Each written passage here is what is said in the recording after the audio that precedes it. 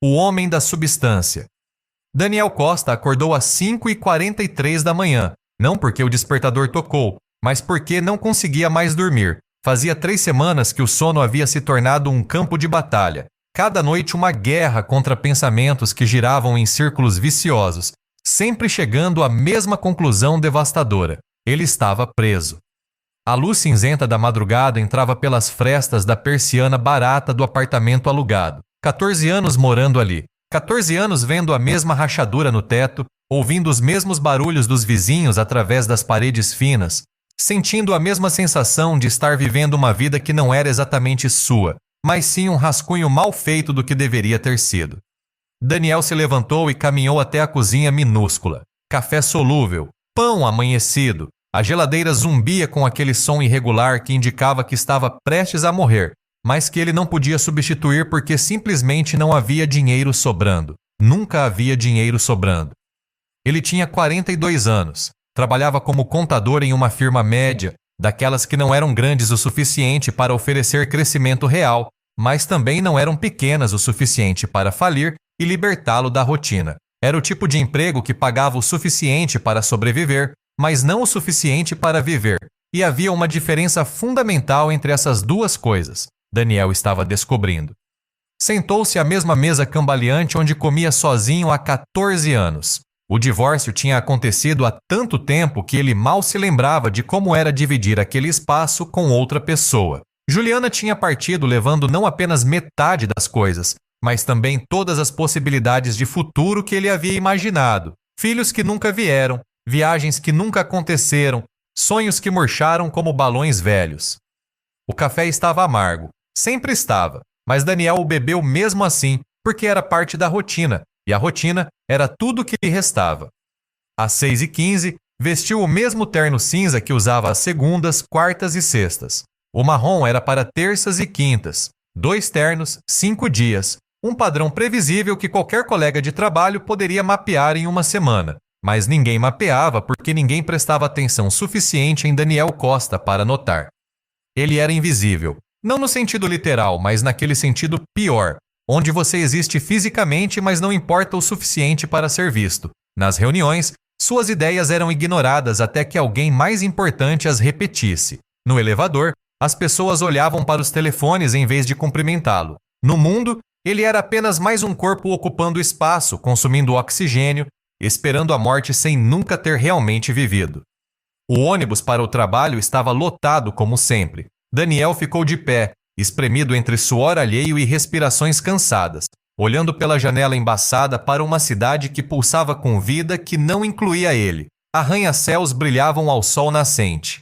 Carros caros passavam velozes. Pessoas riam em cafés que ele nunca poderia pagar. E Daniel observava tudo através do vidro, sempre do lado de fora, sempre separado por uma barreira invisível entre os que viviam e os que apenas existiam. Foi quando viu o outdoor. Grande, impossível de ignorar, com letras que pareciam gritar diretamente para ele. Você acredita que pode ficar rico ou acredita que o sistema está armado contra você?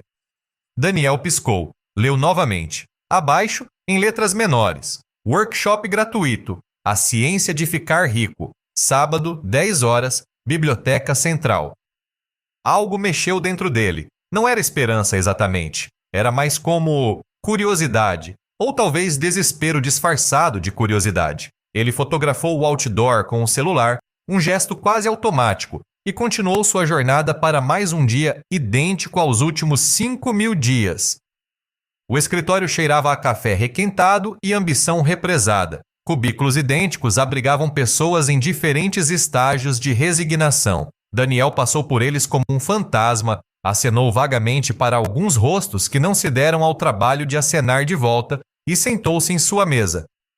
Planilhas, sempre planilhas, números que representavam o dinheiro de outras pessoas, fluxos de caixa de negócios que não eram seus, lucros que ele ajudava a calcular, mas nunca compartilhava. Daniel era bom com números. Sempre foi. Tinha uma capacidade quase poética de fazer balanços se equilibrarem, de encontrar padrões em dados caóticos. Mas essa habilidade apenas o tornava mais valioso na cadeia de produção corporativa, nunca mais livre dela. Daniel, preciso daquele relatório até meio-dia. Ele ergueu os olhos. Marcelo Furtado, seu chefe, um homem 10 anos mais jovem que havia entrado na empresa 3 anos atrás e já estava 2 níveis acima na hierarquia. Não por ser melhor com números, mas por ser melhor com pessoas. Por saber sorrir no momento certo, concordar com as opiniões certas, fazer piadas que agradavam quem importava. Vai estar pronto, Daniel disse. Marcelo já estava se afastando, o telefone colado na orelha, rindo de algo que provavelmente não era engraçado, mas que servia aos seus propósitos. Daniel o observou por um momento, sentindo aquela mistura familiar de inveja e desprezo. Inveja porque Marcelo tinha o que ele não tinha. Desprezo porque sabia profundamente que poderia fazer o trabalho de Marcelo melhor que ele. Mas poder fazer e estar fazendo eram universos paralelos que nunca se tocavam. A manhã se arrastou. O relatório ficou pronto às 11h20. Daniel o enviou e imediatamente recebeu outro pedido. Depois outro. Depois outro. Era assim todos os dias. Uma cascata interminável de tarefas que eram urgentes para todos, exceto para ele mesmo. Urgentes para o lucro da empresa, para as metas de outras pessoas, para bônus que nunca chegavam até seu nível.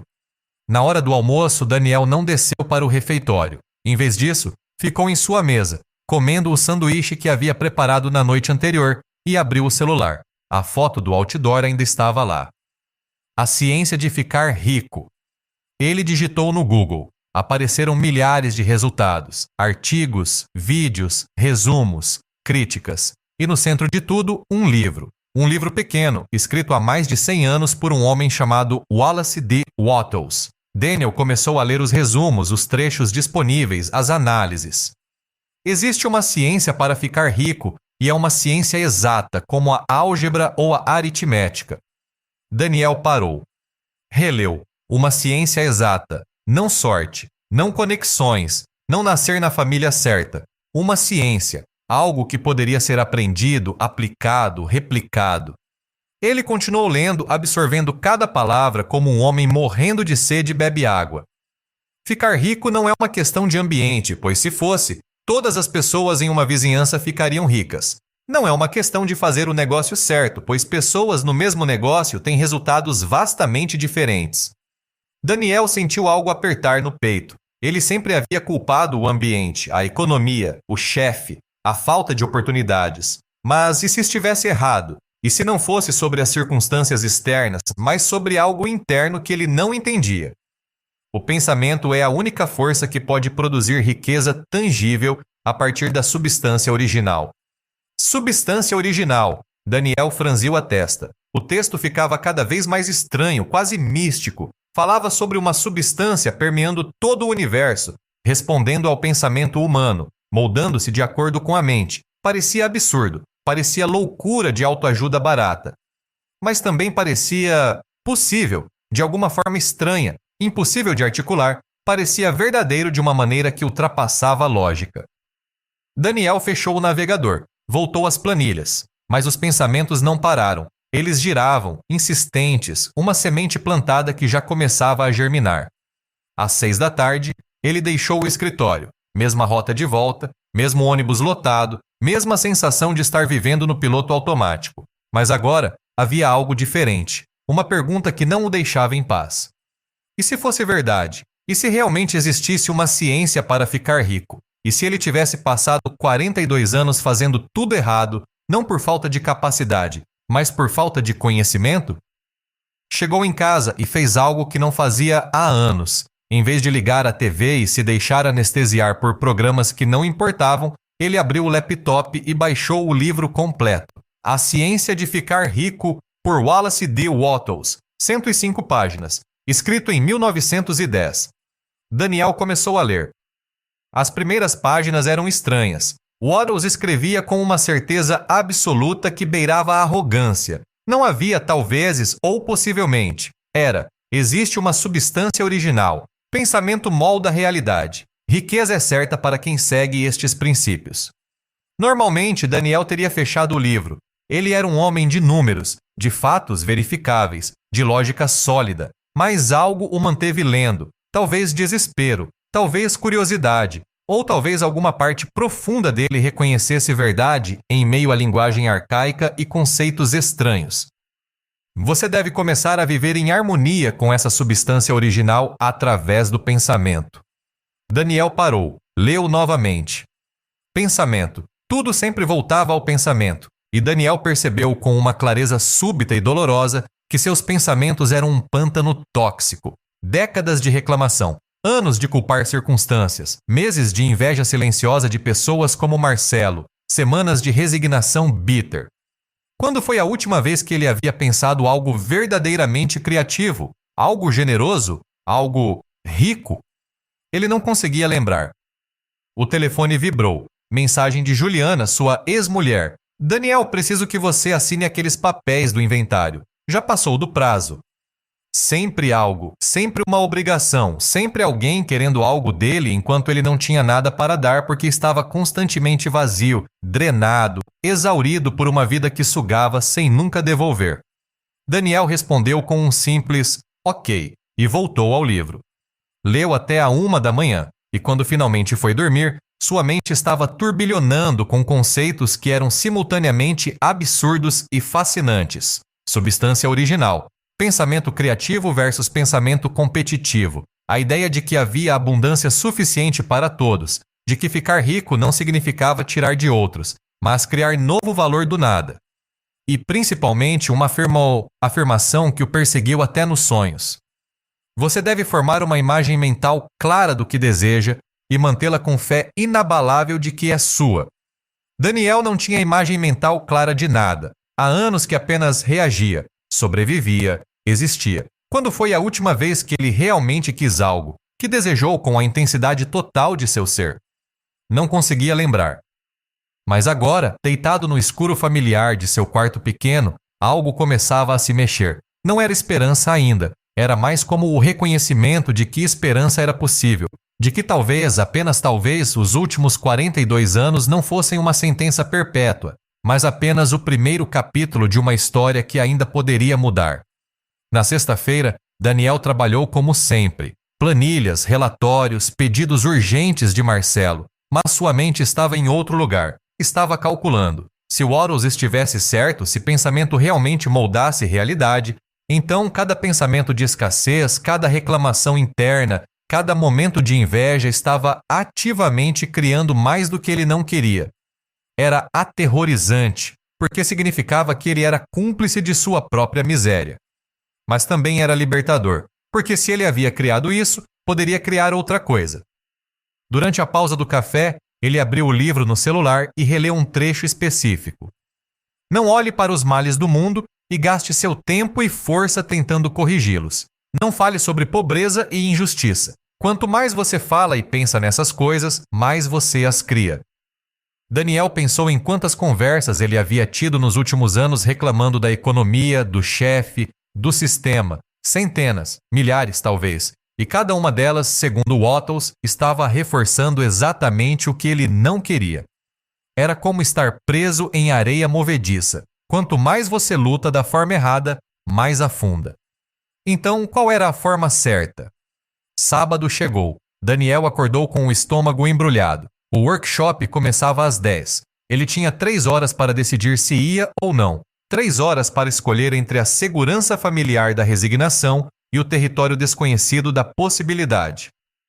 Às 9h45, ele estava parado em frente à biblioteca central. O prédio antigo de pedra parecia sólido, confiável, um bastião de conhecimento em meio ao caos urbano. Pessoas entravam. Ele as observou. Alguns pareciam desesperados, como ele provavelmente parecia. Outros, curiosos. Alguns poucos tinham aquele brilho nos olhos de quem já sabia algo que os outros ainda iam descobrir. Daniel respirou fundo e entrou. A sala de conferências estava meio cheia. Cadeiras dobráveis arranjadas em semicírculo. Um pequeno palco improvisado na frente. E no centro, uma mulher. Ela tinha uns 50 anos. Cabelos grisalhos presos em um coque solto, óculos de armação vermelha e uma presença que preenchia o ambiente sem esforço. Não era carisma no sentido tradicional. Era mais como certeza. Como se ela soubesse algo fundamental sobre como o universo funcionava e estivesse perfeitamente confortável com esse conhecimento. Bom dia, ela disse quando todos se sentaram. Meu nome é Helena Andrade e nos próximos 60 minutos vou compartilhar com vocês algo que mudou minha vida completamente. Não vou pedir que acreditem, apenas que mantenham a mente aberta o suficiente para considerar uma possibilidade. Ela pausou, olhando ao redor da sala, fazendo contato visual com cada pessoa. Quantos de vocês acreditam que ficar rico é principalmente sobre sorte? Quase todos levantaram a mão. Daniel também. Quantos acreditam que é sobre conexões, conhecer as pessoas certas? Metade das mãos permaneceram levantadas. Quantos acreditam que é sobre trabalhar duro? Algumas mãos se juntaram às que já estavam levantadas. Helena assentiu. Sorte, conexões, trabalho duro, todas essas coisas podem ajudar, mas nenhuma delas é a causa raiz. E enquanto vocês acreditarem que essas são as causas, vão continuar à mercê de forças que não controlam. Ela caminhou até uma lousa branca e escreveu uma palavra: pensamento.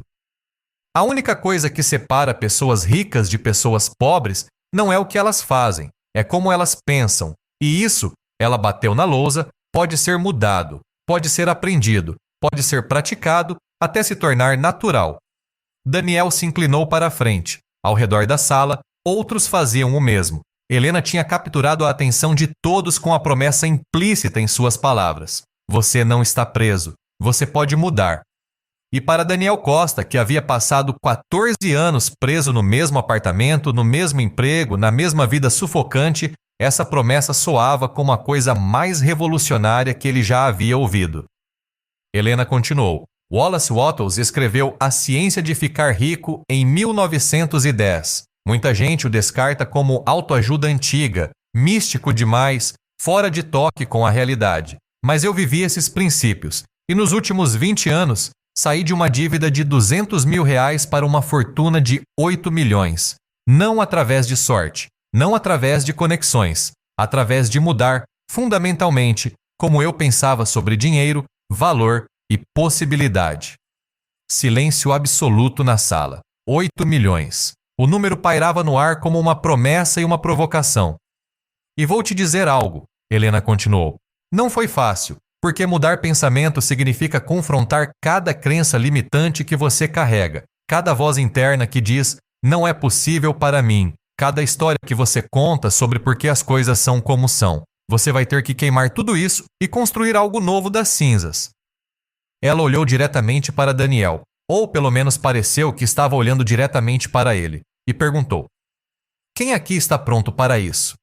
Daniel não levantou a mão imediatamente, mas algo dentro dele, algo que havia estado adormecido por décadas, começou a despertar. E pela primeira vez em anos incontáveis, Daniel Costa sentiu algo que havia esquecido que era possível. Vontade de viver, não apenas existir. A imagem clara. Daniel levantou a mão. Não foi uma decisão consciente, foi algo mais profundo, mais instintivo. Como se 42 anos de resignação tivessem finalmente atingido massa crítica e a única opção restante fosse explodir ou mudar. Ele escolheu mudar. Helena sorriu quando viu a mão dele no ar. Não era um sorriso triunfante, mas compassivo, como se ela soubesse exatamente o que custava aquele gesto simples. Ao redor da sala, outras mãos se ergueram, algumas firmes, outras hesitantes. No total, 17 pessoas de 23 presentes declararam que estavam prontas.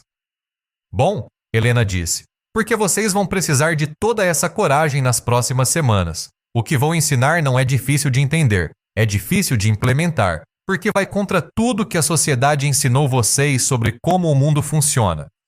Ela voltou à lousa e escreveu 3 palavras: imagem, fé, gratidão. Esses são os 3 pilares da ciência de ficar rico segundo Wattles. Hoje vamos focar no primeiro, imagem, especificamente em criar uma imagem mental clara e definida do que você quer. Helena olhou ao redor da sala. Parece simples, certo? Apenas visualizar o que você quer, mas deixa eu fazer uma pergunta. Quantos de vocês conseguem me dizer agora exatamente o que querem? Não vagamente. Não quero ser rico, mas com precisão cirúrgica. O que vocês querem? Silêncio desconfortável. Daniel percebeu que ele certamente não conseguia. Queria mais dinheiro, claro. Mas quanto? Para quê? Como seria sua vida com esse dinheiro? Ele não tinha a menor ideia. Sua imaginação estava tão atrofiada por décadas de pensamento escasso que ele nem conseguia formar a imagem do que seria abundância. Exatamente, Helena disse, como se pudesse ler os pensamentos coletivos. A maioria das pessoas não sabe o que quer, e se você não sabe o que quer, como o universo, ou Deus, ou a substância original, ou seja lá como você chame essa força criativa, vai te entregar. Ela pegou um marcador vermelho e circulou a palavra imagem. Wattles diz: você deve formar uma imagem mental clara do que deseja. Não pode ser vago. Não pode ser quero mais dinheiro ou quero ser feliz. Tem que ser específico. Quanto dinheiro? Para viver como? Fazendo o quê? E principalmente você precisa ver essa imagem tão claramente quanto vê esse quadro branco na minha frente. Daniel tirou um caderno da mochila e começou a anotar. Ao redor dele, outros faziam o mesmo. Helena continuou: aqui está o problema. A maioria de vocês vai tentar fazer isso e vai falhar. Sabe por quê? Porque no momento em que começar a imaginar algo melhor, sua mente vai te bombardear com objeções. Isso não é realista. Você não merece isso. Quem você pensa que é? Pessoas como você não conseguem isso.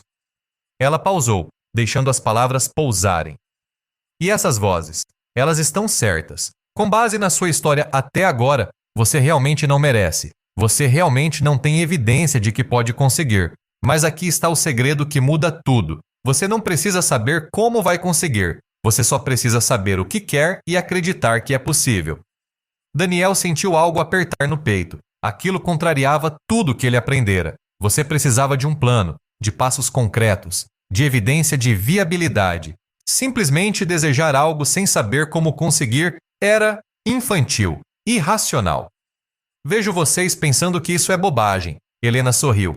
E é exatamente essa reação que os mantém presos. Porque olhem, vocês já tentaram do jeito racional, trabalharam duro, fizeram planos, foram responsáveis. E onde isso os levou?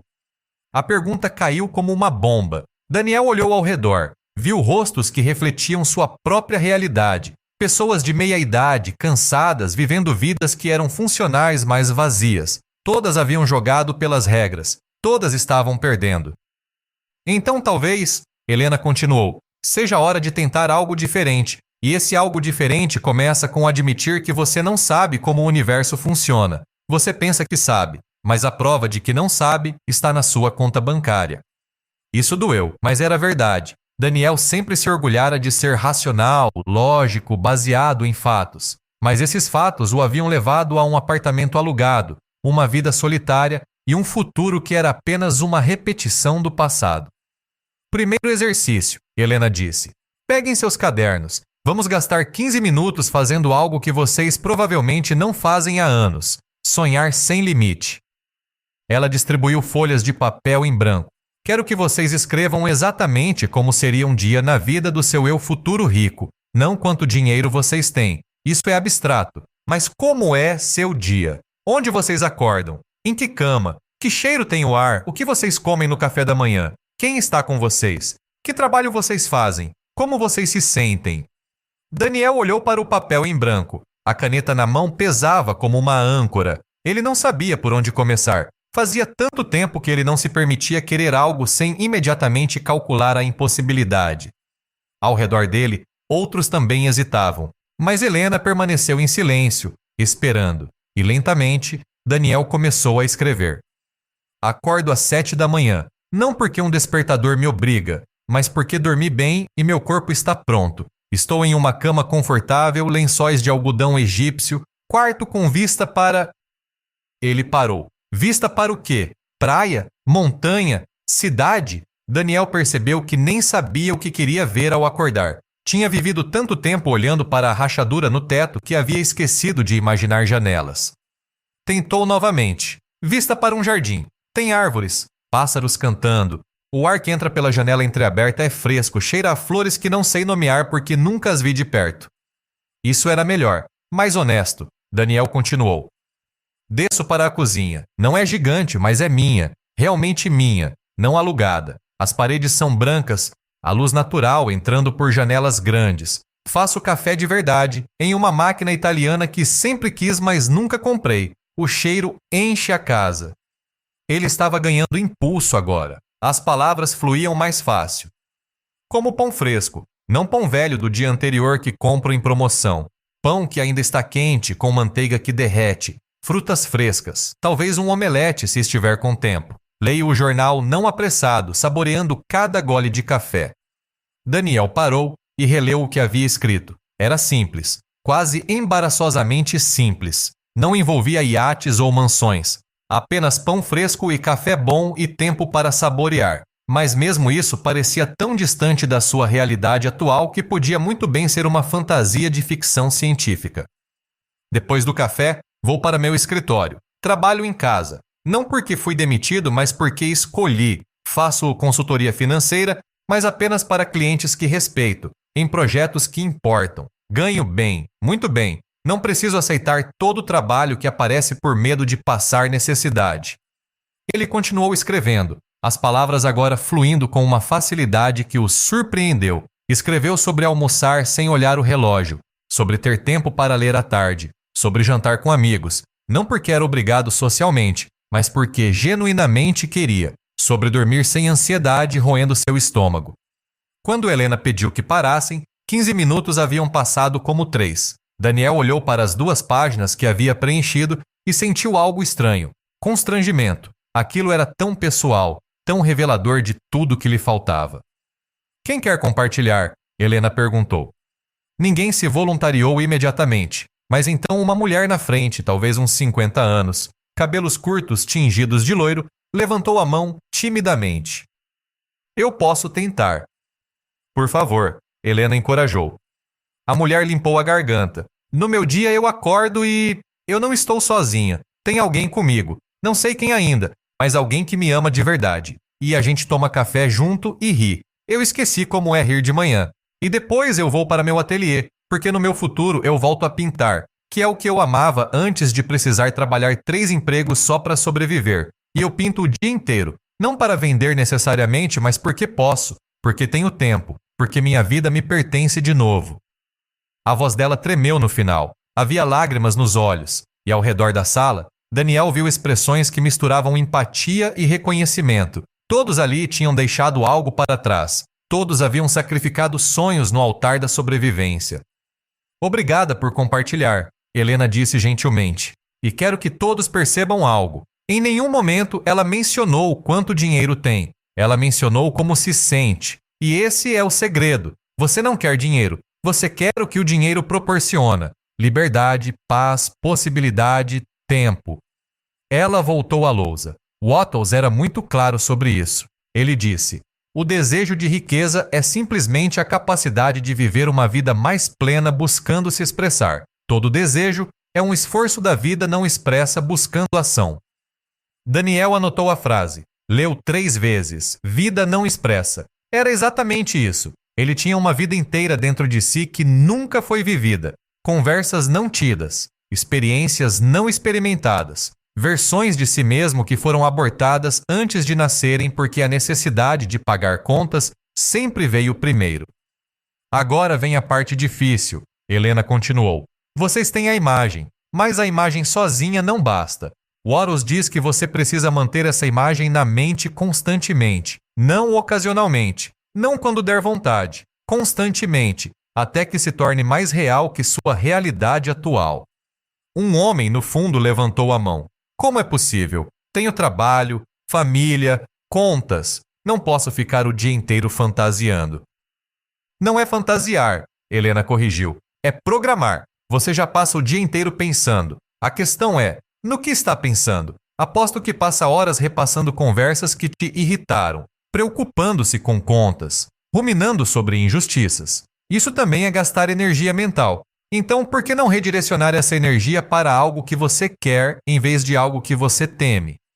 Isso fez sentido para Daniel. Ele calculou mentalmente. Quantas horas por dia ele gastava em pensamentos negativos, reclamando internamente sobre Marcelo, remoendo a solidão, temendo o futuro, facilmente 4, 5 horas. E se ele redirecionasse metade disso para manter viva a imagem do que queria?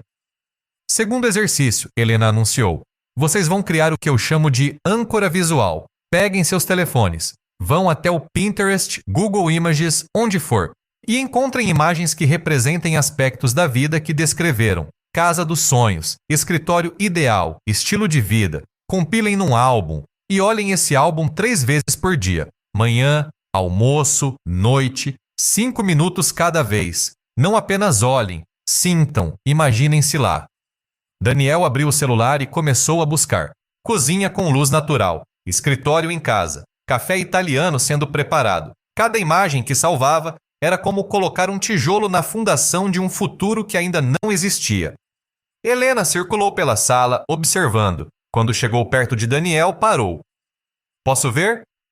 Daniel mostrou o telefone, sentindo-se vulnerável. Ela olhou as imagens que ele havia selecionado e assentiu.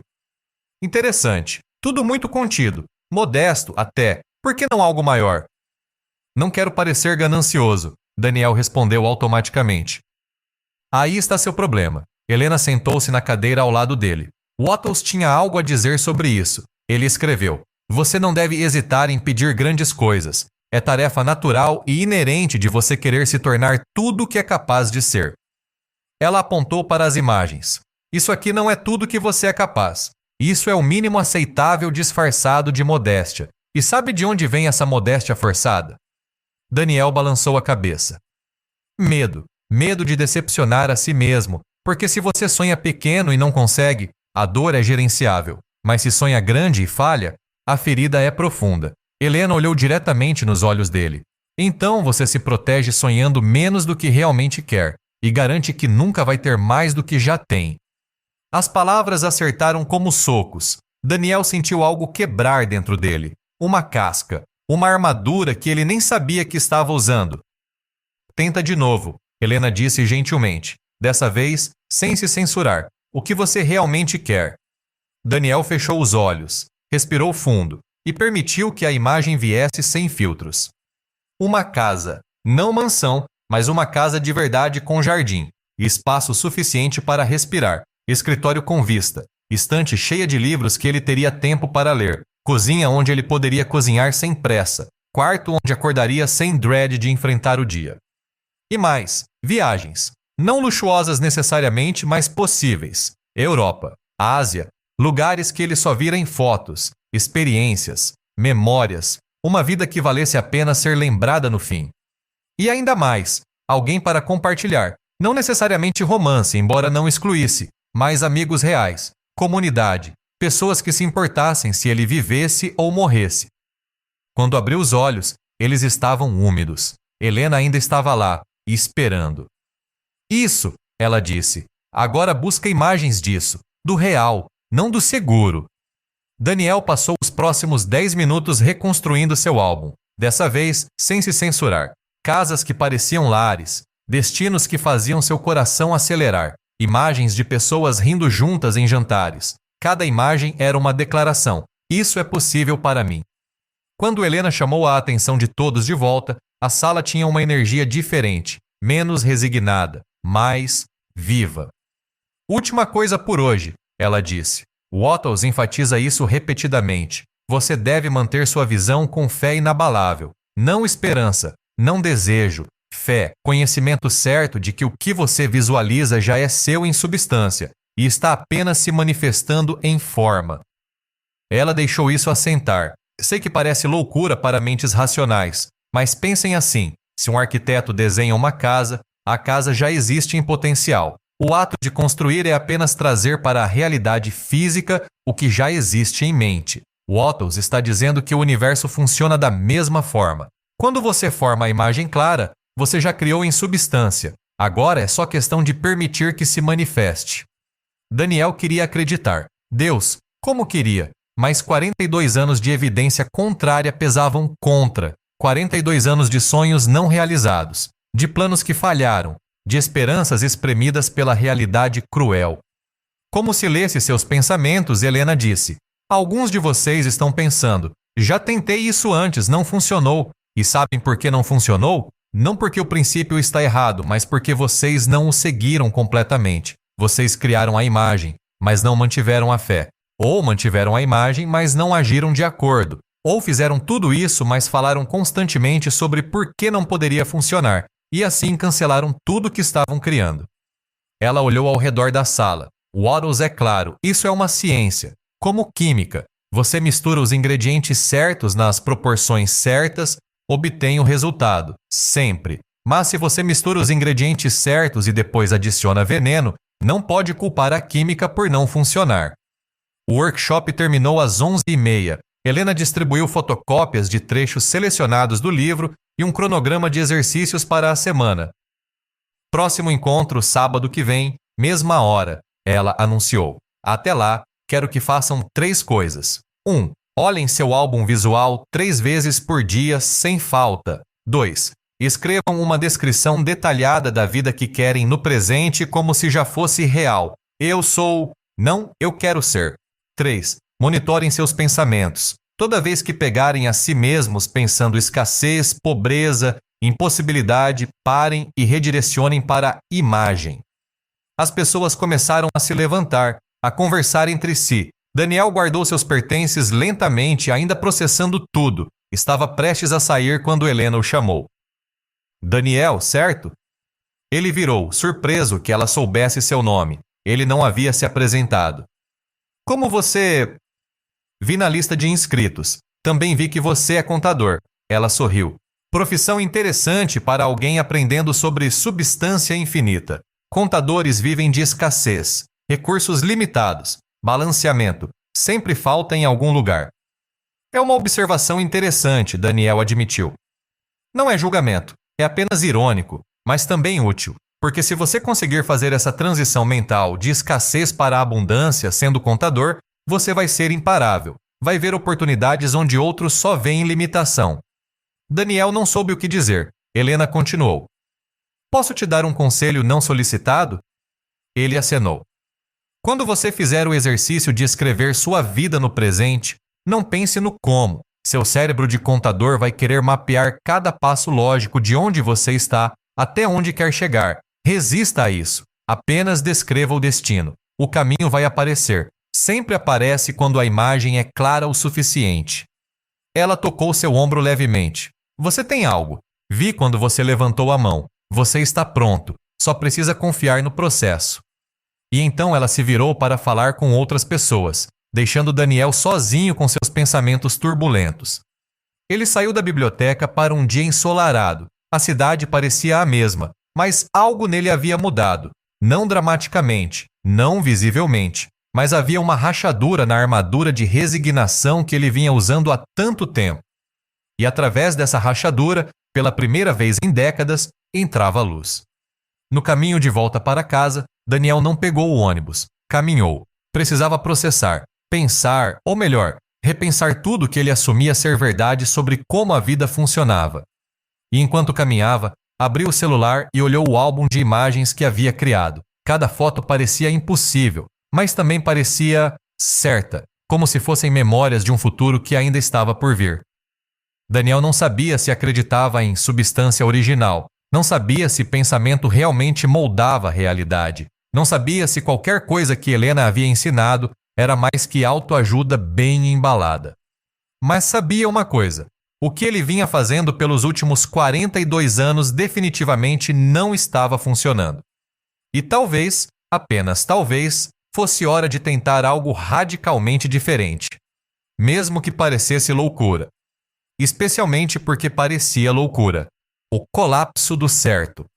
A segunda-feira começou como todas as outras segundas-feiras dos últimos 14 anos. Despertador às 5h43. Café amargo. Terno cinza. Ônibus lotado. Mas algo estava diferente. Daniel. Ele havia passado o domingo inteiro fazendo os exercícios que Helena prescrevera. Olhou o álbum visual 18 vezes em vez das 9 recomendadas. Escreveu e reescreveu sua descrição de vida ideal até que as palavras fluíssem naturalmente. E, principalmente, monitorou cada pensamento que atravessava sua mente, surpreendendo-se com a toxicidade constante. Isso nunca vai funcionar. Quem você pensa que é? Pessoas como você não ficam ricas. Já é tarde demais. Cada pensamento negativo era como descobrir baratas em um apartamento que você achava que estava limpo. Quanto mais você procurava, mais encontrava. E Daniel percebeu, com horror crescente, que sua mente era um ninho infestado de crenças limitantes. Mas agora, sentado no ônibus, ele fazia algo diferente. Cada vez que um pensamento de escassez surgia, ele conscientemente o substituía pela imagem. A casa com luz natural, o escritório onde trabalhava por escolha, não necessidade. A vida que ele havia descrito em presente como se já fosse real. Eu sou financeiramente livre. Eu acordo sem alarme porque dormi bem. Eu escolho meus clientes. Eu vivo em abundância. Repetiu mentalmente até as palavras perderem significado e virarem apenas som. E então repetiu mais um pouco, até que o som começasse a ganhar peso, substância, quase realidade. O escritório estava particularmente opressivo naquela manhã. Ar-condicionado frio demais, luzes fluorescentes impiedosas, cubículos idênticos abrigando vidas idênticas. Daniel sentou-se em sua mesa e olhou para a pilha de trabalho, esperando. Relatórios, balanços, planilhas intermináveis. Por anos, ele havia executado essas tarefas com competência mecânica, mas agora, vendo através da lente do que havia aprendido, ele percebeu algo perturbador. Cada número que manipulava representava a riqueza de outra pessoa. Ele passava 8 horas por dia organizando o dinheiro de outros enquanto o seu próprio permanecia estagnado. Wattles tinha escrito sobre isso. Daniel lembrou do trecho que havia sublinhado. Você nunca ficará rico trabalhando para outra pessoa. Seu sucesso depende de fazer as coisas de uma certa maneira. A certa maneira. O conceito que Helena prometera explorar no próximo workshop. Mas Daniel já sentia os contornos. Não era sobre trabalhar mais duro. Era sobre pensar diferentemente. Agir com intenção criativa, não competitiva. Daniel, você tem um minuto? Marcelo estava parado ao lado de seu cubículo, sorriso profissional colado no rosto. Daniel olhou para ele e, pela primeira vez, não sentiu inveja, sentiu pena, porque ele viu o que Marcelo era, um homem preso na mesma armadilha, apenas alguns degraus mais alto na escada, ainda preso, ainda trabalhando para o dinheiro de outra pessoa, ainda negociando vida por salário. Claro, Daniel respondeu. Eles foram para uma sala de reuniões. Marcelo fechou a porta, o que nunca era bom sinal. Olha, vou ser direto. A empresa está reestruturando, cortando custos, e seu departamento está sendo reduzido. Daniel sentiu o mundo inclinar levemente. Ele sabia o que vinha a seguir. Estamos mantendo você por enquanto. Você é bom no que faz, mas vai precisar absorver as responsabilidades de 2 pessoas que estamos dispensando. Mesmo salário, obviamente, não temos orçamento para aumentos.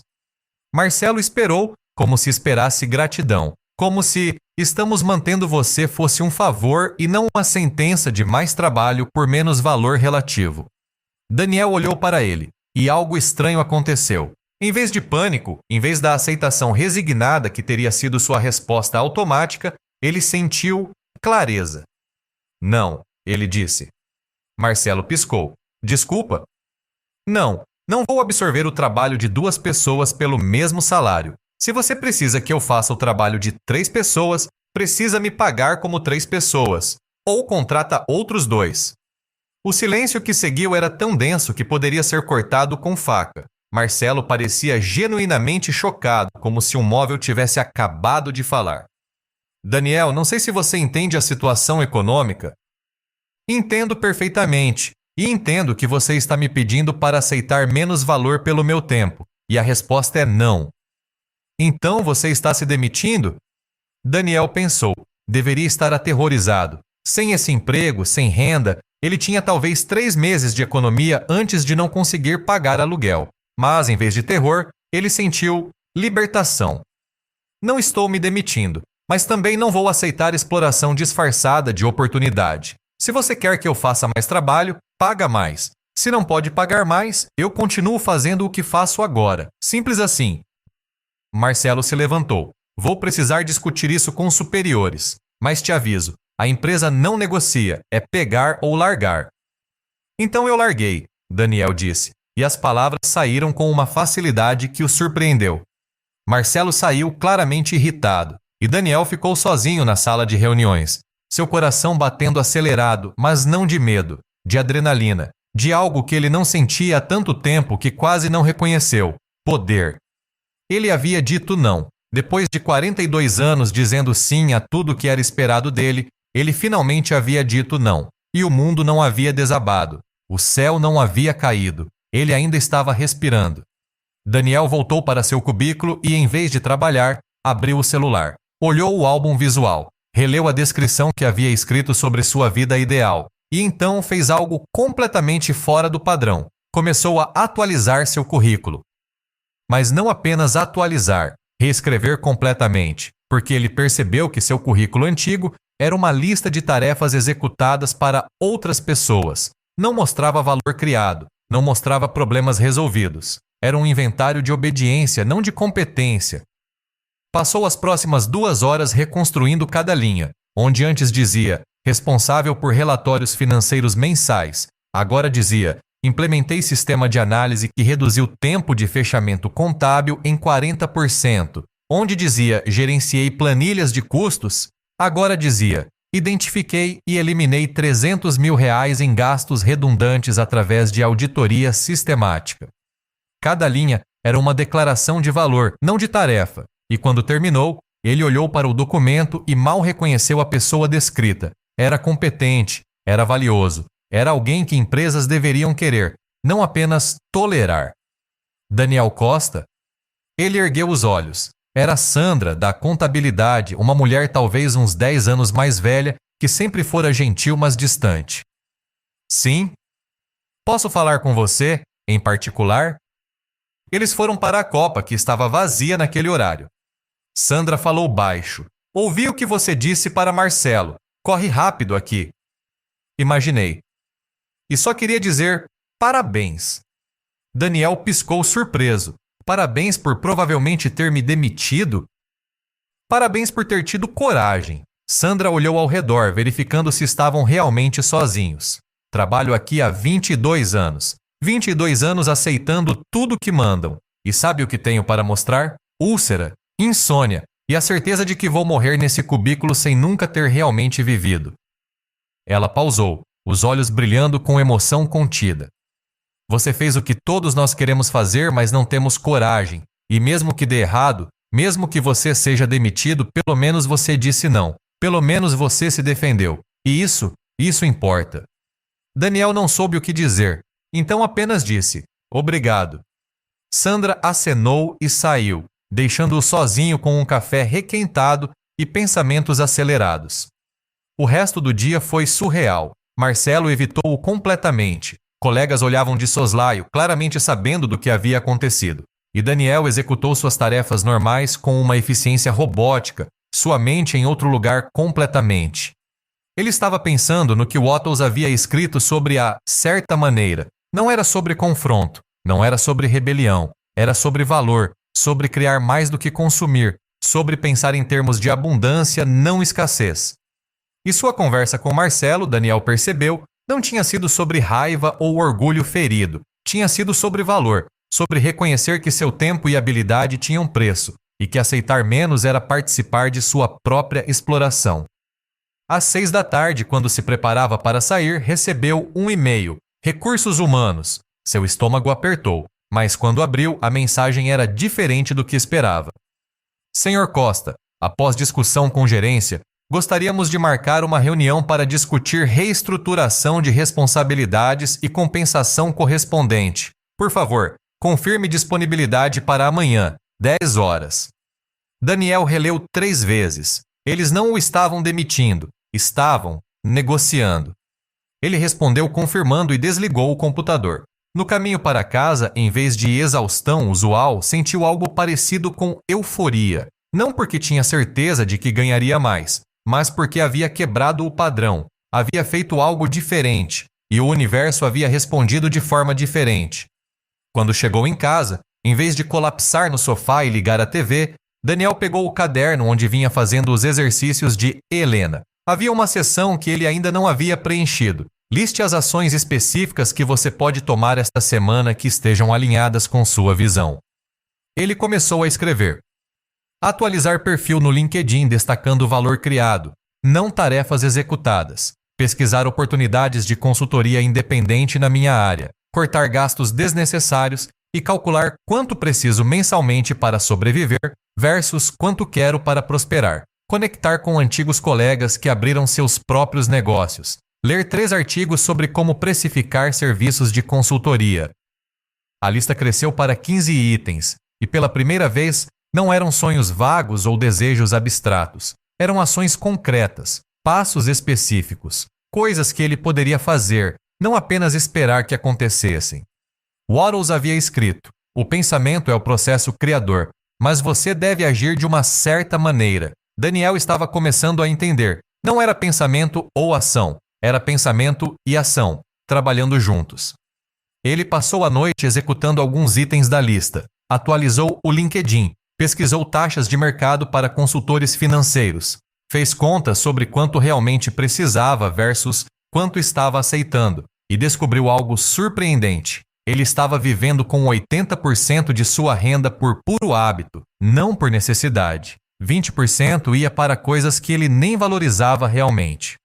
Às 11 da noite, exausto mas energizado, Daniel se deitou. Mas antes de dormir, fez algo que Helena havia recomendado. Olhou o álbum visual uma última vez, deixando as imagens serem a última coisa que sua mente consciente processaria antes de mergulhar no sono.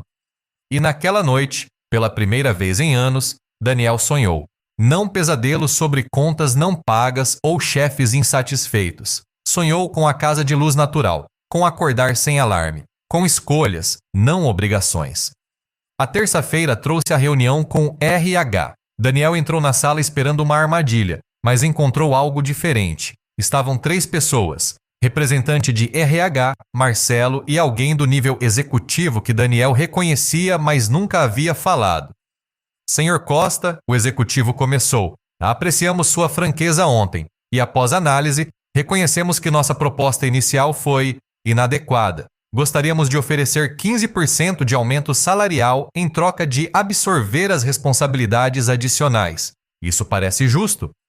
Daniel forçou-se a não reagir imediatamente. Havia lido na noite anterior sobre negociação, sobre a importância de não aceitar a primeira oferta.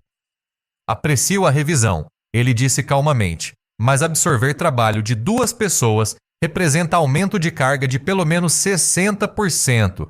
15% de compensação não reflete o valor proporcional. Precisaria ser no mínimo 30%. Silêncio. Olhares trocados. Marcelo parecia desconfortável. O executivo intrigado. Podemos fazer 25, o executivo disse. É nosso limite. Daniel pensou. 25% era significativo. Mudaria sua situação financeira imediatamente. Mas algo que Helena havia dito ecoou em sua mente. Não aceite migalhas quando merece o pão inteiro. Com todo respeito, Daniel disse, se vocês estão dispensando 2 pessoas e me pedindo para fazer o trabalho delas, estão economizando 2 salários completos. 25% de aumento para mim ainda representa economia massiva para a empresa. Então, não é sobre o que podem pagar, é sobre o que é justo. Mais silêncio. E então o executivo sorriu, não um sorriso condescendente, mas genuinamente impressionado. 30%, mas você assume total responsabilidade pelo departamento. Falha é sua, sucesso também. Aceito, Daniel disse sem hesitar. Papéis foram assinados, apertos de mão trocados, e quando Daniel saiu da sala, suas mãos tremiam, não de medo, mas de choque. Ele havia acabado de negociar um aumento de 30%. Simplesmente pedindo, simplesmente valorizando seu próprio trabalho. Voltou ao cubículo e fez as contas. 30% de aumento significava mais R$ 1.400 por mês, R$ 16.800 por ano. Em 5 anos, R$ 84.000 de diferença acumulada. E tudo que ele teve que fazer foi dizer não primeiro e depois pedir o que merecia. Ele pegou o celular e abriu a conversa com Helena. Ela havia dado seu número para emergências de mentalidade, como ela chamava. Daniel digitou. Disse não. Negociei. Ganhei aumento de 30%. Não sei se isso tem a ver com o que você ensinou, mas obrigado. A resposta veio em segundos. Tem tudo a ver. Você mudou seu pensamento sobre seu próprio valor. O mundo simplesmente refletiu de volta. Parabéns. Agora não pare. Isso é só o começo. Daniel olhou a mensagem por um longo tempo. Isso é só o começo. Ele passou o resto da semana em um estado alterado de consciência. Cada dia, olhava o álbum visual. Cada noite, escrevia afirmações no presente. E cada momento livre, executava itens da sua lista de ações. Contactou 3 antigos colegas que haviam saído para a consultoria. 2 responderam. Um ofereceu café para conversar sobre o mercado. Outro mencionou que precisava de ajuda em um projeto e perguntou quanto Daniel cobrava.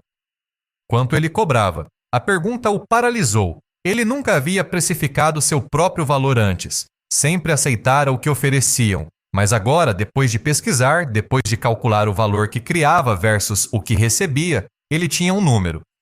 R$150 por hora, respondeu, o coração batendo acelerado. Parecia absurdo. Era 3 vezes o que ganhava por hora no emprego atual. Perfeito. Tenho uns 20 horas de trabalho. Pode começar semana que vem? R$3.000 por trabalho freelance, fazendo exatamente o que já fazia no emprego, mas precificado corretamente. Daniel aceitou e desligou o telefone, atordoado. O que estava acontecendo? Por que de repente tudo estava funcionando? Ele releu os trechos de Wattles que Helena havia destacado e encontrou a resposta. Quando você começa a pensar e agir de uma certa maneira, você entra em harmonia com a substância formless e tudo começa a trabalhar para você, não contra você. Daniel não sabia se acreditava em substância formless, mas estava começando a acreditar em algo, que décadas de pensamento errado haviam criado realidade errada, e que mudar o pensamento mudava a realidade com uma velocidade que parecia quase mágica. Na sexta à noite, ele estava sentado no mesmo apartamento alugado, mesma rachadura no teto, mesma geladeira zumbindo, mas tudo parecia diferente, porque ele era diferente. Tinha um aumento de 30% começando no próximo mês. Tinha R$3.000 de trabalho freelance garantidos. Tinha uma lista crescente de ações tomadas e resultados alcançados. Mas mais importante que tudo isso, tinha esperança, real, tangível, baseada em evidência. Não esperança passiva de que algo mudaria magicamente, mas esperança ativa de que ele poderia mudar as coisas. E estava mudando. O sábado chegou. Segundo workshop. Daniel chegou 15 minutos mais cedo, ansioso. Havia tanto a compartilhar, tantas perguntas a fazer. A sala estava mais cheia. 2 pessoas novas. Algumas faltaram, presumivelmente desistentes. Daniel reconheceu rostos da semana anterior e sentou-se ao lado da mulher que havia compartilhado sobre voltar a pintar. Como foi sua semana? Ela perguntou. Transformadora, Daniel disse. E contou. O confronto com Marcelo, a negociação, o trabalho freelance, cada detalhe. Ela ouviu com olhos arregalados. Meu Deus, tudo isso em uma semana? Tudo isso depois de mudar como penso sobre meu valor. Eu também tive mudanças, ela disse timidamente. Pequenas, mas comprei tintas. Primeira vez em 5 anos. E comecei a pintar de novo. Só meia hora por dia, mas... Mas você começou, Daniel completou. Sim, comecei. Helena entrou exatamente às 10. Olhou ao redor da sala com aquele sorriso conhecedor. Vejo mudanças. Vejo energia diferente. Alguém quer compartilhar? Daniel levantou a mão e, pela primeira vez em sua vida, contou sua história sem vergonha ou auto-depor. Ação. Apenas fatos. Apenas resultados. Quando terminou, Helena estava sorrindo largo. E isso, pessoal, ela disse para a sala, é o que acontece quando você para de pedir permissão ao universo e simplesmente declara seu valor. Daniel não pediu um aumento, ele declarou seu preço. E o mundo pagou, porque o mundo sempre paga o preço que você insiste que vale. Ela se aproximou dele. Mas quero te avisar de algo. Isso foi o teste fácil. O universo te deu uma vitória rápida para fortalecer sua fé. Agora vem a parte difícil. Manter essa energia quando as coisas não funcionarem tão rapidamente. Quando você enfrentar rejeição. Quando duvidar. E estou pronto, Daniel disse. Helena o olhou longo tempo. Espero que sim, porque a jornada está só começando e o próximo nível vai testar você de formas que nem imagina. Mas naquele momento, com sua primeira vitória real ainda fresca, Daniel sentia-se invencível. E não fazia ideia de quão brutalmente o universo estava prestes a testar essa invencibilidade. O teste do fogo. O aviso de Helena se materializou 3 semanas depois, em uma terça-feira cinzenta de março. Daniel estava no escritório, agora ocupando uma sala própria graças à promoção que veio junto com o aumento. Paredes de vidro, mesa maior, até uma pequena planta que ele havia comprado num impulso incomum. Pequenas mudanças, mas simbólicas. Ele estava avançando. O trabalho freelance tinha sido concluído com sucesso. O cliente ficou tão satisfeito que o indicou para outro projeto. Mais R$4.000. Daniel havia aberto uma conta poupança separada, onde depositava cada centavo extra. Em 3 semanas, já tinha R$7.000. Mais dinheiro guardado do que em qualquer momento dos últimos 10 anos. Tudo parecia estar funcionando. A ciência de ficar rico não era teoria abstrata ou pensamento mágico. Era real, mensurável, comprovado pelos números crescentes em sua conta. E então o e-mail chegou. Senhor Costa, devido à reestruturação inesperada da matriz, lamentamos informar que a filial brasileira está sendo fechada. Todos os funcionários serão dispensados efetivo em 30 dias. Detalhes sobre rescisão e benefícios em anexo. Daniel leu 3 vezes, depois 4, 5, como se ler novamente pudesse mudar as palavras. Demitido, não por incompetência, não por falha, apenas porque a empresa-mãe, em outro país, decidiu que Brasil não era mais viável. Toda a operação fechada, 230 empregos eliminados, incluindo o dele. Ele fechou o laptop lentamente, olhou ao redor da sala que havia ocupado por apenas 3 semanas. A planta, a vista, a ilusão de progresso. Tudo desmoronando. O pânico veio em ondas. Primeiro, o cálculo frio, 7.000 em poupança. Aluguel era 1.200, contas mais 800, comida, transporte, outros 500. 2.500 mensais, mínimo. Menos de 3 meses de sobrevivência sem renda. Depois o medo mais profundo. Ele havia acreditado, realmente acreditado que algo estava mudando, que finalmente havia encontrado o caminho. E agora isso. Não apenas um passo atrás, mas devastação completa. Daniel pegou o celular com mãos trêmulas, abriu a conversa com Helena, digitou e apagou 5 mensagens diferentes antes de finalmente enviar.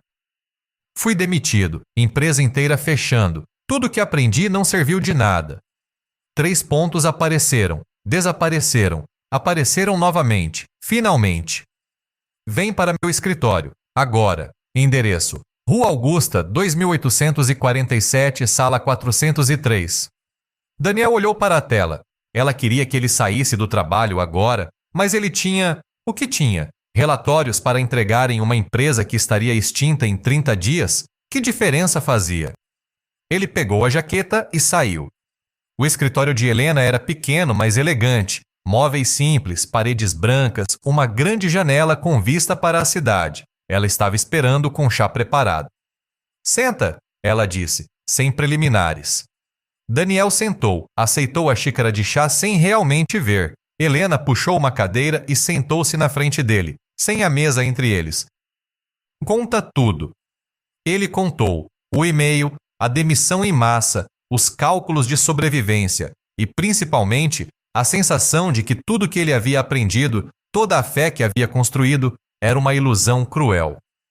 Você disse que pensamento cria realidade, Daniel terminou, a voz quebrando.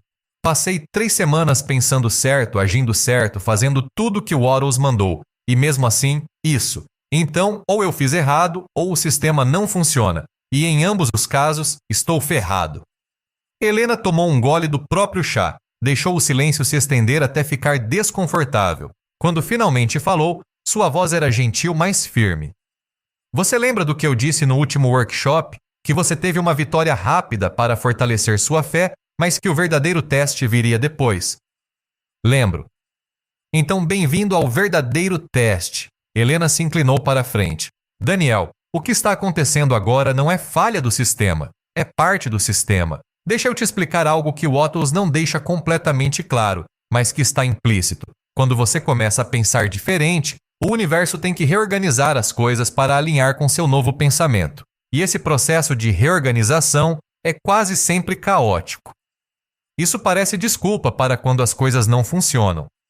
Parece, mas não é. Olha, você passou 42 anos criando uma realidade baseada em escassez, medo e aceitação do mínimo. Essa realidade tem momentum, tem inércia. Você não reverte isso em 3 semanas. O que você fez foi iniciar uma mudança de direção, mas o trem ainda está se movendo na direção antiga enquanto os trilhos estão sendo trocados. Daniel balançou a cabeça. Isso não faz sentido. Faz sim, pensa comigo. Esse emprego era o futuro que você queria? Não, mas pagava as contas. Exatamente. Você estava usando ele como muleta, como segurança que te impedia de realmente saltar para o que quer fazer. E sabe o que o universo faz quando você está usando muletas? Chuta as muletas. Então eu deveria estar grato por ser demitido? Não, você pode sentir tudo o que está sentindo, medo, raiva, traição, mas também precisa reconhecer, esse emprego nunca ia te levar para a vida que você visualizou. Nunca. Era um salário, não era um caminho. E enquanto você tivesse o salário garantido, nunca teria pressão suficiente para realmente construir a consultoria que vem falando em fazer. Daniel parou, porque ela estava certa. Nos últimos workshops, ele havia falado sobre eventualmente abrir consultoria própria, mas sempre eventualmente, sempre quando tiver segurança suficiente. E segurança suficiente nunca chegava, porque segurança não é um destino, é uma ilusão. Então, você está dizendo que eu fui demitido porque o universo quer me forçar a fazer o que tenho medo de fazer? Estou dizendo que o universo não te dá o que você quer, te dá o que você precisa para se tornar a pessoa que pode ter o que quer. Helena apontou para ele. E você precisa desse empurrão, precisa da pressão, porque sem ela, vai ficar sentado naquela cadeira confortável pelos próximos 10 anos, sonhando com liberdade, mas nunca agindo em direção a ela. Mas e se eu falhar? E se tentar consultoria e não conseguir clientes? E se acabar o dinheiro e eu perder o apartamento e...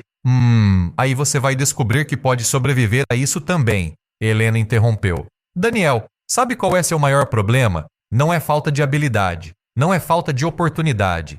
É que você tem tanto medo de falhar que nunca se permite realmente tentar. E esse medo está te matando lentamente, mais devagar que falir, mas com mais certeza.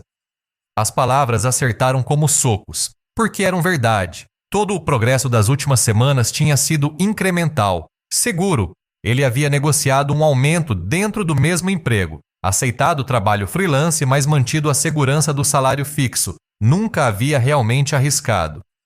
Wattles escreve sobre isso. Helena continuou. Ele diz, não espere por um ambiente perfeito ou oportunidade perfeita. Use o que tem. Comece onde está. Você está esperando ter 6 meses de economia, um plano perfeito, 3 clientes garantidos antes de saltar. Mas sabe quando as coisas realmente acontecem? Quando você salta sem rede. Porque é só aí que você voa ou aprende a voar muito, muito rápido. E se eu cair? Todos caem. A questão é, você cai tentando viver ou cai nunca tendo tentado? Helena pegou um caderno da mesa e o entregou. Quero que faça um exercício. Agora, aqui, comigo. Escreve o pior cenário possível. Absolutamente o pior. Tudo que pode dar errado. Daniel hesitou. Depois pegou a caneta. Começou a escrever. Tento consultoria. Não consigo clientes. Acaba o dinheiro. Não consigo pagar aluguel. Sou despejado. Fico sem teto. Passo fome. Adoeço. Morro sozinho em uma sarjeta. Ele parou, o coração acelerado apenas de escrever as palavras. Bom, Helena disse. Agora, realisticamente, qual a probabilidade desse cenário? Daniel pensou. Baixa. Antes de ficar sem teto, poderia voltar a morar com minha mãe. Antes de passar fome, poderia pegar qualquer emprego, mesmo que fosse em fast food. Antes de morrer, há sistemas de saúde pública. Então, muito, muito baixa. Exato. Seu pior medo não é realista. É catastrófico. É seu cérebro tentando te manter seguro através do terror. Mas segurança absoluta não existe. Você pode fazer tudo certo e a empresa fecha. Pode ser o funcionário perfeito e ser demitido. Pode viver com medo por 40 anos e morrer de qualquer jeito. Helena apontou para o caderno. Agora escreve o melhor cenário. O que acontece se der tudo certo. Daniel virou a página e escreveu: Abro consultoria. Uso minha rede e clientes freelance atuais como base. Primeiro mês é difícil, mas sobrevivo. Segundo mês, consigo 2 clientes novos. Terceiro mês, mais 3. Em 6 meses, estou ganhando o mesmo que no emprego, mas trabalhando para mim. Em 1 ano, estou ganhando o dobro. Em 2 anos, tenho liberdade total para escolher projetos, viajar, viver exatamente como visualizei. Quando terminou, percebeu que estava sorrindo levemente. E esse cenário? Helena perguntou. É possível? É, completamente possível. Então você tem 2 futuros possíveis. Um terrível, mas improvável. Outro incrível e completamente viável. Qual você escolhe acreditar? Daniel olhou para as 2 páginas. Medo versus fé. Catástrofe versus possibilidade. Eu escolho... Ele pausou, porque a resposta não era apenas intelectual, era existencial. Era escolher que tipo de pessoa ele queria ser. Eu escolho acreditar no melhor cenário e trabalhar para torná-lo real. Bom, Helena se levantou e foi até uma estante. Pegou um livro fino e o trouxe de volta. Era uma cópia antiga de A Ciência de Ficar Rico, desgastada pelo uso. Quero que você leia o capítulo 15 de novo, hoje à noite. É sobre agir no momento presente. Waros diz algo que vai mudar como você vê essa demissão.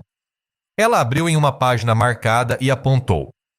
Não gaste tempo pensando ou falando sobre as deficiências ou erros de pessoas em posição de poder. Seu negócio é se mover para cima, não puxar outros para baixo. Não gaste tempo falando sobre trustes e monopólios e como eles te impedem. Isso não é verdade. E discutir isso te coloca em uma mentalidade competitiva que é fatal para seu progresso. Daniel leu e releu. Você está dizendo que eu não deveria estar bravo com a empresa por me demitir? Estou dizendo que ficar bravo é desperdiçar energia que você precisa para criar o próximo passo. A empresa fez o que fez. Você não controla isso, mas você controla o que faz agora. E se gastar os próximos 30 dias remoendo injustiça, vai chegar ao dia 31 sem plano, sem momentum, sem nada além de raiva. Mas se usar esses 30 dias para construir, para conectar, para planejar, ela deixou a frase suspensa. Posso chegar ao dia 31 com uma empresa funcionando, Daniel completou. Exatamente. Eles ficaram em silêncio por um momento. Daniel sentia algo mudando dentro dele. Não era otimismo cego, era mais como aceitação estratégica. Sim, ele estava sendo demitido. Não era justo, mas também não importava. O que importava era o que ele fazia com essa informação. Posso te fazer uma pergunta? Daniel disse. Sempre. Você passou por algo assim? Algo que testou tudo que acreditava? Helena sorriu, mas era um sorriso triste. Quando eu disse que saí de 200 mil de dívida para 8 milhões, deixei de fora a parte do meio. A parte onde eu tentei, falhei, tentei de novo, falhei, pior. A parte onde fiquei 3 meses comendo macarrão porque era tudo que podia pagar. A parte onde meus amigos me chamaram de louca por acreditar em bobagem de autoajuda, em vez de pegar qualquer emprego estável. E o que te manteve seguindo? Teimosia principalmente, ela riu.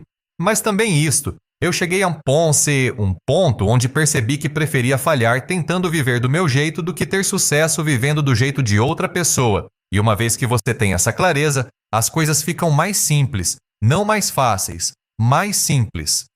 Daniel acenou, absorvendo. Então, o que eu faço agora? Praticamente. Helena puxou um bloco de papel e começou a escrever.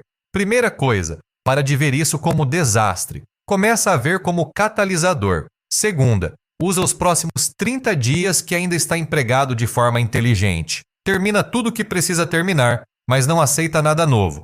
Dedica todo o tempo livre a construir consultoria. Terceira, faz lista de todos que podem precisar de serviços de consultoria financeira. Antigos colegas, conexões de LinkedIn, empresas que você admirava, mas nunca contactou. Quarta, cria proposta de valor clara. Não faço consultoria financeira, mas resolvo problema específico X para empresas do tipo Y. Ela continuou escrevendo, enchendo a página com passos concretos, ações específicas. Quando terminou, entregou para Daniel. Isso é seu plano de 30 dias. Execute, todo dia, sem exceção. E no dia 31 você vai ter uma empresa, não uma demissão. Daniel olhou a lista. Era assustador, era ambicioso, era exatamente o empurrão que ele precisava. Uma última coisa, Helena disse enquanto ele se preparava para sair. Wattles fala muito sobre gratidão, e eu sei que parece impossível ser grato por ser demitido. Mas tenta isto. Toda noite, antes de dormir, escreve 3 coisas pelas quais você é grato daquele dia. Não podem ser grandes. Podem ser café estava bom ou sol entrou pela janela. O ponto não é negar dificuldade. É treinar sua mente a ver o que está funcionando, não apenas o que está quebrado. Parece muito zen para um momento de crise. É exatamente para momento de crise. Quando tudo parece estar desmoronando, é quando você mais precisa de âncoras. E gratidão é a âncora mais forte que existe. Daniel voltou para casa em um estado mental completamente diferente do que havia saído. Ainda tinha medo, ainda havia pânico rondando as bordas de sua consciência. Mas agora também havia um plano, e propósito, e estranhamente, uma ponta de excitação. Essa noite, em vez de colapsar em desespero, ele abriu o laptop e começou a executar. Fez lista de contatos, rascunhou proposta de serviços, calculou exatamente quanto precisava ganhar mensalmente como consultor para igualar o salário anterior. O número era assustador, mas não impossível. Precisava de 6 clientes pagando 2.500 por mês, ou 3 pagando 5.000, ou uma empresa âncora pagando 15.000. E enquanto fazia os cálculos, algo que Helena Viesquena havia dito ecoou. O universo não te dá o que você quer, te dá o que você precisa para se tornar a pessoa que pode ter o que quer. Daniel precisava de coragem, precisava de fé real, não apenas intelectual, precisava de capacidade de agir sem rede de segurança. E a demissão, por mais brutal que fosse, estava lhe dando exatamente isso. Ele pegou o caderno de gratidão que Helena havia recomendado e escreveu: grato por 1. Ter saúde para reconstruir. 2. Ter Helena como mentora. 3. Ter sido forçado a fazer o que tinha medo de fazer voluntariamente. O terceiro item foi difícil de escrever, mas quando terminou, sentiu algo se soltar no peito. 30 dias. Ele tinha 30 dias para construir um futuro do zero. A maioria das pessoas veria isso como uma sentença. Daniel estava começando a ver como uma oportunidade. E essa mudança de perspectiva, ele estava descobrindo, era exatamente o que Wattles queria dizer com pensar de uma certa maneira. Não negar realidade, mas escolher qual aspecto da realidade focar. Não ignorar medo, mas agir apesar dele. Não esperar condições perfeitas, mas criar progresso com o que tinha. O teste de fogo havia começado. E Daniel, pela primeira vez em 42 anos, estava pronto para não apenas sobreviver às chamas, mas ser forjado por elas em algo completamente novo. A Casa de Luz. 7 anos depois. Daniel Costa estava parado na varanda da casa que comprara há 3 anos, observando o sol nascer sobre o jardim que ele mesmo havia plantado. O café em sua mão não era mais solúvel, era grão moído na hora, preparado em uma máquina italiana que ele finalmente comprara sem culpa. O ar cheirava a jasmim. As árvores que ele plantara quando se mudou agora davam sombra suficiente para tornar as tardes suportáveis. E através da janela aberta atrás dele, ele podia ouvir Ana ainda dormindo no quarto que compartilhavam há 2 anos. Ana, terapeuta, 45 anos, divorciada como ele, com 2 filhas já adultas que o tratavam com uma gentileza cautelosa que estava se transformando lentamente em afeto genuíno. Eles se conheceram em um evento de networking, onde Daniel palestrava sobre transformação financeira através de mudança de mentalidade. Ele nunca imaginou que se tornaria palestrante, mas aqui estava, com a agenda cheia para os próximos 6 meses, empresas pagando valores que ele antigamente ganhava em um ano inteiro, apenas para ouvi-lo contar sua história e ensinar os princípios que aprendera. Daniel tomou um gole de café e abriu o celular. Olhou o álbum visual que criara 7 anos atrás. Algumas imagens haviam se manifestado exatamente como imaginara, outras de formas completamente diferentes, e algumas ainda eram aspirações futuras. Mas a diferença fundamental era esta: ele não duvidava mais. Sabia, com a certeza profunda de quem testou e comprovou que a substância original era real. Não do jeito místico que Wattles às vezes parecia sugerir, mas real de uma forma que ele agora conseguia articular. Pensamento com intenção criava ação alinhada.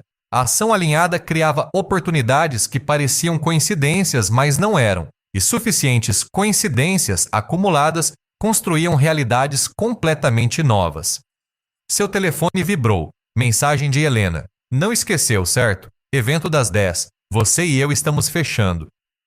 O evento. Claro, 7 anos depois daquele primeiro workshop, Helena e Daniel haviam se tornado parceiros. Ela ainda conduzia os workshops iniciais, plantando sementes em solo fértil. Daniel fazia o follow-up, ensinando aplicação prática, compartilhando erros e acertos com uma honestidade que Helena dizia ser seu maior dom. Estarei lá às 9, ele respondeu. Preciso montar os slides ainda. Você sempre deixa para a última hora. Ela mandou de volta com um emoji de riso. Daniel sorriu.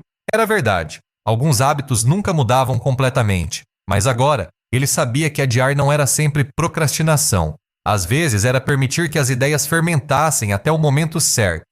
Ele entrou na casa e caminhou até o escritório. Não o escritório compartilhado e caro que alugara na época da crise, mas um cômodo inteiro em sua própria casa, com janelas que davam para o jardim, estante cheia de livros que ele realmente lia, mesa de mogno que comprara em um leilão e restaurara com as próprias mãos. Acima da mesa, em uma moldura simples, estava a primeira página do álbum visual, a imagem de uma cozinha com luz natural que ele salvara 7 anos atrás. Agora, ele vivia nessa cozinha, tomava café ali todas as manhãs, e a cada gole, lembrava-se de quando aquilo parecia impossível. Daniel abriu o laptop e começou a montar a apresentação. O título, Da Substância à Forma, como o pensamento se torna realidade tangível. Ele começou com uma foto, dele mesmo, 7 anos atrás, tirada acidentalmente por Ana quando se conheceram. Ele não sabia que ela havia fotografado, mas ela guardara. Mostrava um homem magro demais, olhos fundos de noite sem dormir, roupas que penduravam frouxas em um corpo que esquecera de comer por pura ansiedade. Ao lado, uma foto recente, mesmo homem, mas diferente, ombros mais largos de finalmente ter tempo para a academia, olhos claros de quem dorme bem, sorriso genuíno de quem aprendeu que vida não era sobre sobreviver, mas prosperar. Essa, ele escreveu abaixo das imagens, é a evidência física de que pensamento muda a biologia. Quando mudei minha mente, meu corpo seguiu, porque tudo é conectado.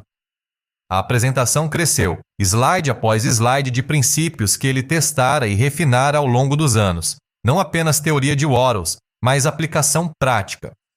Como criar imagem mental que seja específica o suficiente para guiar a ação, mas flexível o suficiente para permitir surpresas melhores que o planejado.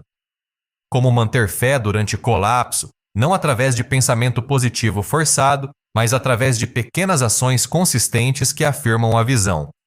Como praticar gratidão que não seja performance, mas reconhecimento genuíno de abundância que já existe. Como agir da certa maneira, criando valor, não competindo por recursos limitados. Às 9 horas, Daniel salvou a apresentação e se vestiu. Calça de linho clara, camisa azul sem gravata, sapatos confortáveis. Não precisava mais de terno para se sentir profissional. Confiança vinha de dentro agora, não de armadura externa. Vai arrasar, Ana disse, surgindo na porta do quarto ainda de roupão, cabelo desarrumado, sorriso sonolento. Espero que sim, tem pessoas vindo de 4 estados diferentes. Eles não vêm pela apresentação, vêm pela prova viva. Ela se aproximou e ajeitou o colarinho dele. Você é a evidência de que isso funciona. E isso vale mais que qualquer PowerPoint. Daniel a beijou. Quando você ficou tão sábia? Sempre fui. Você que demorou a notar. Ele riu e pegou as chaves do carro. Não era carro de luxo. Era Honda Civic usado, mas impecável. Daniel aprendera que ostentação não significava riqueza. Paz mental significava. E ele dirigia o Civic com mais satisfação que qualquer executivo em seu Mercedes financiado. O evento era em um hotel no centro. Quando Daniel chegou, Helena já estava lá, organizando cadeiras com a equipe. 230 pessoas confirmadas, ela disse quando o viu. Precisamos adicionar mais cadeiras. 230? Daniel repetiu impressionado. Quando começamos, éramos 23. E dessas 23, apenas 9 permaneceram. Helena sorriu. Mas esses 9 mudaram tudo. E cada um deles trouxe outros. E esses outros trouxeram mais. Crescimento exponencial, exatamente como Wattles descreveu. Daniel olhou ao redor do salão se enchendo. Viu rostos conhecidos. Pessoas que haviam passado pelos workshops, aplicado os princípios, transformado vidas. E viu rostos novos, carregando o mesmo mix de desespero e esperança que ele lembrava de carregar 7 anos atrás. O evento começou às 10 em ponto. Helena abriu como sempre, contando sua própria jornada, da dívida ao sucesso, do colapso à construção, e principalmente da descoberta de que riqueza não era sobre dinheiro, mas sobre liberdade de escolher como viver. Depois vieram testemunhos, 5 pessoas que haviam passado pelos workshops nos últimos anos, cada uma contando sua história de transformação. Uma mulher que deixara emprego corporativo tóxico e agora tinha consultoria própria ganhando o triplo. Um homem que resolvera dívida de R$50 mil em 2 anos através de mudança de mentalidade sobre valor e merecimento. Uma jovem que criara startup de tecnologia depois de visualizar claramente por 6 meses e então agir de forma alinhada. Cada história era diferente, mas o padrão era o mesmo. Imagem clara, fé inabalável, ação consistente, gratidão pela jornada. Os 4 pilares que Wattles ensinara e que cada um deles comprovara. E então foi a vez de Daniel. Ele subiu ao palco sem anotações. Não precisava mais. A história estava gravada em cada célula de seu corpo. 7 anos atrás, começou. Eu estava no fundo do poço financeiro, emocional e espiritual. 42 anos de fazer tudo certo, segundo a sociedade havia me levado a um apartamento que odiava, um emprego que me sugava e uma vida que era funcional, mas vazia. Ele pausou, olhando ao redor da sala. E então, encontrei um livro escrito há mais de 100 anos por um homem chamado Wallace Wattles. E esse livro me ensinou algo que mudou tudo. Existe uma substância original permeando todo o universo. E essa substância responde a pensamento com propósito. Ele viu alguns rostos céticos. Sempre havia, e não os culpava. Ele também fora cético. Sei que sou esotérico, quase místico, mas deixem eu traduzir para termos práticos. Existe um campo de possibilidades infinitas ao seu redor o tempo todo. A maioria das pessoas nunca acessa esse campo porque estão tão presas em padrões de escassez e medo que só veem limitação. Daniel clicou para o próximo slide. Mostrava a equação que ele desenvolvera ao longo dos anos. Imagem clara. Mais fé ativa, mais ação alinhada, mais gratidão consistente igual a realidade transformada.